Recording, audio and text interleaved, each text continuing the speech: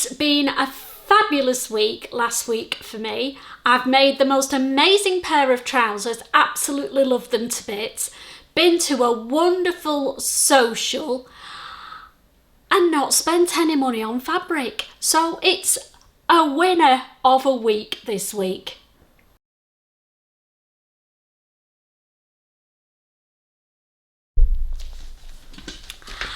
Hi there, I'm Christine the Gemini Stitcher and welcome to my sewing space. This week, or last week, why do we always get that wrong? It's last week, isn't it? I had a fabulous week.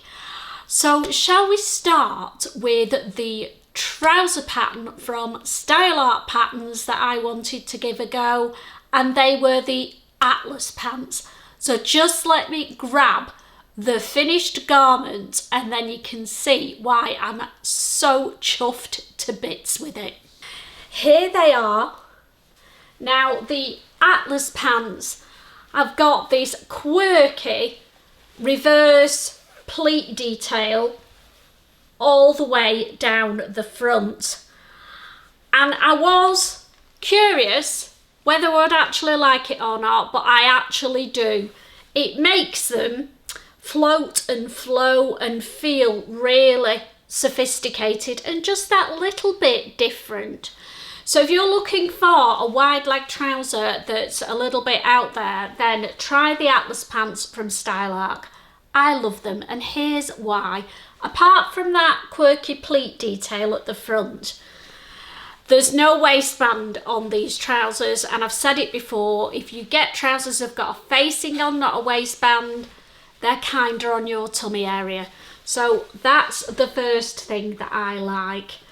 It does have an invisible zip at the back, but if you follow my zipper tutorial that I put up last week, that will not be a problem, trust me.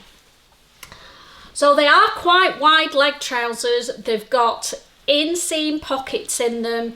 Now Style Art have a weird way, for me anyway, of putting inseam pockets in, so I completely ignored their instructions and just did it my own way, and that's absolutely fine. But yeah, decent sized pockets in them. And then at the hem, they've done something really clever to help keep that twisted pleat shape definition. It's got a binding, or quite a deep binding, facing or whatever, along the bottom of the hem, and it's also interfaced, so it gives quite a bit of structure to the bottom of the trousers and stops them flapping around all over the place. Does that make sense? Yeah, flapping around, that's what they would do without that on. So fabulous trousers. And at the end, I'll do a little swoosh around in my new favourite trousers. Now, you'll know that I also said I was going to be naughty last week and make 2 garments, not 1, because I'm trying to limit myself to 1 garment a week and take my time with my sewing. Now, although these trousers did have that quirky twist at the front, they were quite an easy make, a quick make. Cut out and done in a day. What more could you ask for? So that's another positive for the Atlas trousers. So I also wanted to make a matching top, and I've nearly finished it. It's the Fativa blouse from French Navy. There it is. Now this top has got princess seams down the front and the back. Sorry about the creases, it's been in my sewing pile. And then I've done French seams inside as well, because when I'm doing princess seams, I like to do them as French seams because I think they just look better, feel better, sit better, whatever, better. The only thing, I've done the ruffle at the bottom and I've done it a double faced ruffle, even though I didn't really need to with this fabric because it's the same on both sides, but I just prefer it. And there are some pins in there because I haven't put the buttons on yet. Now that isn't because I'm scared of doing buttons, it's because I can't find them. I ordered this fabric from La Marzi and they have still got it in stock, so I'll pop the link below, and they have got quite a few different colours, and it is a sand washed lyocell twill fabric, and it is beautiful and soft, but the twill gives it that bit of structure, so perfect for these trousers and indeed this top. So I also ordered matching buttons and the perfect colour of blue and silver, and I can't find them. So I'm going to leave it as is because I'm not buying any more buttons. I will find them. Next time I tidy my sewing room up, hopefully, I'll go, oh yes, there they are. Have you ever done that? Ugh, I do it a lot. It's old lady brain. What can I say? But that outfit is almost finished. So I've made a start on making something else this week as well, because on Saturday I went to the social that I go to in Lower Wyke in Yorkshire, and the lovely Kathy runs it and she makes us the most amazing lunch. So it does get fully booked, this social, but if you can get on there, go, it is so worth it. And this week at the social, well, last time I was there, I was chatting to Kathy about wanting to make a cape, and I was showing her the style art pattern that I'd bought to make it. There it is, and it's the Nell cape. And she had the brilliant idea that we would all make capes together. I think there were about 5 of us all doing it at the social on Saturday, and she sort of hinted in the WhatsApp group that she had a special guest coming to judge, and I thought she was joking. And she'd arranged for Laura from Sew Different Patterns to come and judge the finished capes. Her fat chance. So we started, by the time we'd got there and got settled in, it was probably got on for about 11 o'clock.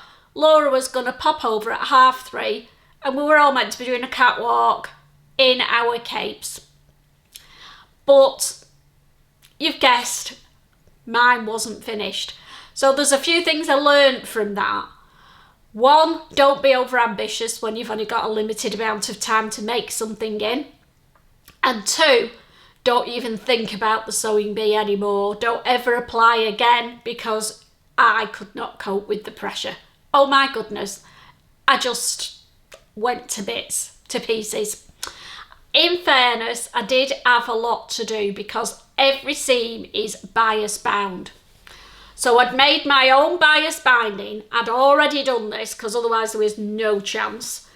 And I've made it out of some cord fabric. Now this did come in a subscription box, but it wasn't mine. It was the lovely Karen Climston's. So thank you, Karen. Not only have I made the pony jacket, I've also used that beautiful fabric you gave me very kindly to do the bias binding for my cape as well. So I've got 2 garments out of that fabric and I'm chuffed to bits. So I made my own bias binding, and then this is where, well, I didn't even get this far. This is where I'm up to now with the cape. It mashed my head in. When I got to the point where you had to attach the underarm seam in, I don't know what I was doing. Well, I was rushing, obviously, because I wanted to, I know it wasn't going to get finished, but I wanted it to at least look like a cape. I sewed the underarm seam the wrong way round. So when I opened it up, the sleeve was on the inside of the cape, not on the outside of the cape. So I looked a right flipping mess. I just had to drape it over my shoulders and pretend that that's how it was meant to be. It looked ridiculous. But here's the cape at the moment. So these are the sleeves, and I will put it on at the end so you can see, get an idea of where it's up to. It's all been bound round. They're the sleeves, they're the right way round now. It has a high collar on it and a beautiful pleat in the back, which is going to look great. It's quite a heavy fabric, so it's going to be lovely and warm. You can see the binding on the inside there where the pleat is at the back. Now, this pattern, I had shortened it, which wasn't easy to do because there weren't any shortening lines or lengthening lines on it, so I just had to do it where I thought would work best. So I'd shortened it by probably about 4 inches, thinking that should be okay. When I'd got it to the point where it was all sewn together and I could try it on, it was way too long. It was nearly down to my knees. And the sleeves, that aren't sleeves, they're a cape, but you're meant to be able to see the ends of your fingers at the edge of the cape. Oh, my arms were lost in it. It just so swamped me. So I thought, what am I going to do now? But because it's a cape and the fairly simple shape at the bottom, I then did Edward's scissor hands and cut a load more off the bottom of the cape. So this is the extra piece that I've cut off all round the bottom of the cape. So what do you reckon? Is that another 3-4 inches? So I've really shortened this cape by a whopping 8 inches in total. Now that's okay. What I'm going to do now is get the pattern, and then I'm going to lay this on the bottom of all the pieces, and I'm going to cut that off the bottom, just like I've done on the finished garment. And then if I'm crazy enough to ever make this cape again, it'll be the right length. So if you're a shorty like me and you want to try the Nell cape, don't be disheartened. You can do it, but just be aware of how much you're actually going to have to take off the bottom, and you can just cut it off the bottom of the pieces if nobody else is going to use your pattern, or you can draw a line across the middle of all the pieces and do the shortening.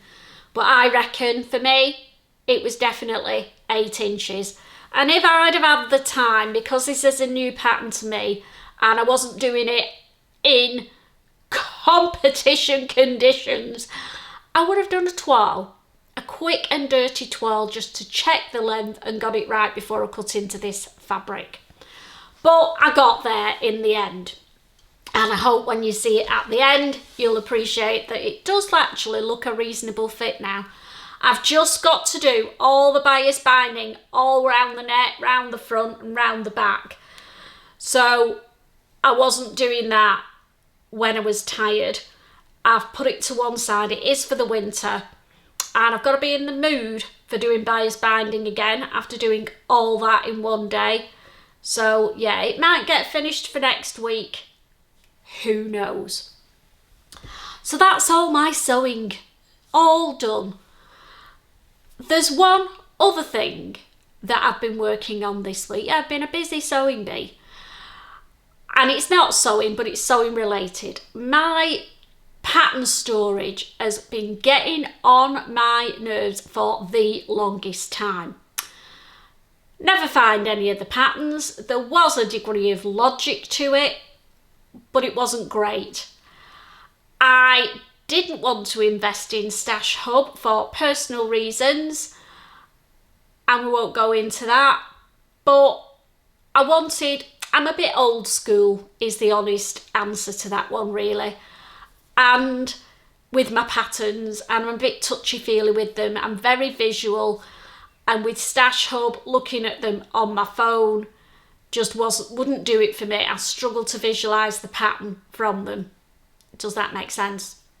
From a little picture. Anyway, so without waffling anymore, I decided I was going to sort the patterns out, put an image of each of the patterns onto the pattern envelope, and then print a second image of it and put them all into a lever arch file. Quite simple really, not rocket science, but it works for me. So just let me grab my file because I'm a little bit proud of the fact that I finally finished it. I've been doing it for months. So here's the file that I've made.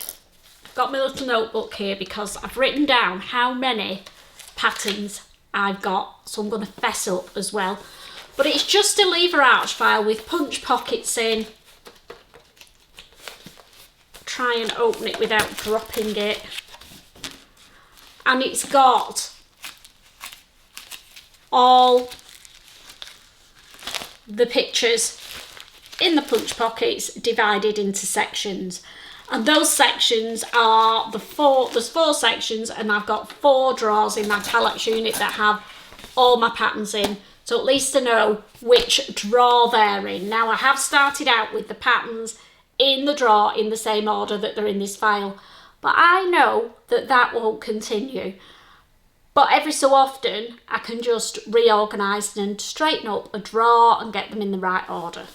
I'm not putting myself under the pressure of keeping them all in the right order with the file all of the time because I know my limits. So let's fess up. How many of each pattern have I got and how many patterns in total? Now I'm being honest, there's a pile of about 8 patterns in envelopes over there that still need pictures putting on and adding to the file, so we'll add those on as well and be totally transparent. How many patterns do you think I've got? In fact, let me know how many patterns you've got, guys, and it might make me feel better, it might make me feel worse, who knows, but let's all be transparent about our pattern stash this week and really focus our minds because I've got 45 dresses, 26 pants patterns, 45 top or blouse patterns, and 13 that are swimwear, loungewear, bags, accessories, etc. Plus the 8 on the side that I've still not put in my file or in my drawers. So I've added up 117 patterns already in the drawers, plus the 8. Now we're doing the maths, aren't we? So I've got 125 patterns. Is that crazy or what? Now I've not used all of these patterns either, which is shameful. So when I get time, and I think it's going to be next year, to be honest, I am going to, actually that can be my challenge for 2026. I'm putting it out there now. I know we're only in August 25, but you know, it might stop me buying new patterns because in 2026 I'm going to pull out all the patterns that I've not used and I'm going to work my way through them. I think I've tried doing this before and failed, but this time I am going to commit to it. I'm not going to do a make 9, I'm going to do make my patterns challenge. So if anybody wants to do that with me next year, let me know. So yeah, 125 patterns in my stash. So I don't think I need to be buying any new patterns anytime soon, do I? And I am hopeful that now I've got them all sorted, what I'm planning on doing, if I see a new pattern, as I do, and go, ooh, that's nice, before I buy that pattern, I'm going to look through my file now and see if there's one that I can hack to replicate it rather than buy a new pattern. And fingers crossed it might stop me keep spending money on patterns. Although, having said that, Style Arc this weekend and today, I think it finishes at midnight today, I've got 25% off all their patterns. So if you fancy doing that Nell cape, bob over to Style Arc and grab the pattern now with 25% off. I'm enabling now, aren't I? I've had a look through, I'm being honest, and I've resisted because there weren't any. I thought, oh yeah, I really want to make that. So a pat on the back to me of resisting the latest Style Arc sale. But if you need some patterns in your life, go and have a nosy.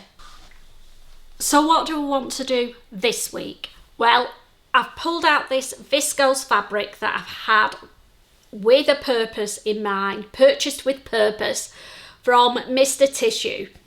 And I want to make a pair of wide leg trousers. So I'm going to use the saguaro pants as the base for them, but I think I'm going to widen them out a little bit at the bottom because I do want them to be quite floaty trousers. And then I want a matching top, so a cord set for when I go to Barcelona. Now, in the perfect world, the top would be a slightly longer length shirt that I can wear tucked in or open with a little vest top underneath. But I'm not sure how much of this fabric I've got, so we will see. And again, I'll probably be making 2 garments because it's one outfit. I'm cheating already with this 1 garment a week malarkey, aren't I? It's just not working. Because when I'm making bottoms and tops that match, I want to do them together. I want to see the finished result. So yeah, I will blatantly I'll be finishing the blouse, the Fativa blouse, because I need to find those buttons. So fingers crossed I can find them. And I want to make a start on this. I'm not saying I'll finish both garments. I'll definitely get the saguaros made. I might just do the saguaro top. What do you think? Let me know. Would you just do the saguaro top? Or would you do a longer line throw-on shirt that can be wear tucked in? I think that's got, it's more flexible for my mini capsule that I'm doing for Barcelona. But whether I'll be able to get it out of this fabric, I've got 3 meters of fabric, but I've got to cut them on the wonk or on the cross grain because, just let me show you if you've not seen it before, it's like an ombre. So the floral effect gets busier as it gets to the bottom, then it's got a black border at the bottom. So I want to utilise that in the top and in the trousers, so the saguaro top won't work, will it, because it's got elasticated waist. So yeah, that needs a little bit of thinking about, but I definitely want to get that started, if not done, this week. Because what's not to like about that fabric? Absolutely blinking well love it. So before I go, let's have a quick chat about the sewing bee. It was Children's Week this week. Not my favourite week, if I'm really honest about it. And yeah, there were some interesting garments. I'm not going to go through them all this week because it doesn't float my boat. So there we are. But Dan was the one who went home this week. Bless him. It was probably his time to go.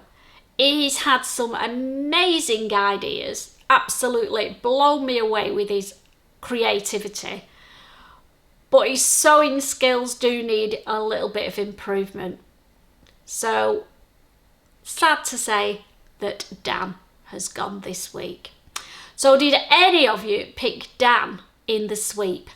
Let's have a look. Nobody picked Dan in the sweep, so we've still got 22 people in with a chance of winning the amazing prize that I'm making for somebody. So fingers crossed you stay in the sweep again next week, and I will see you all on Thursday when this week I'm going to record a whips vlog. So if you're interested in what I've got, works in progress, or the naughty bin as I call it, we're going to be spending a day with me and see how many of them I can whip up and get out of that box in a day. So there's a challenge. So if that's of interest to you, that's going to come out on Thursday, and then I will be back next Monday with my weekly makes and pans as usual. So have an amazing sewing week. Love you all. Take care, and I will see you all on Thursday. Bye.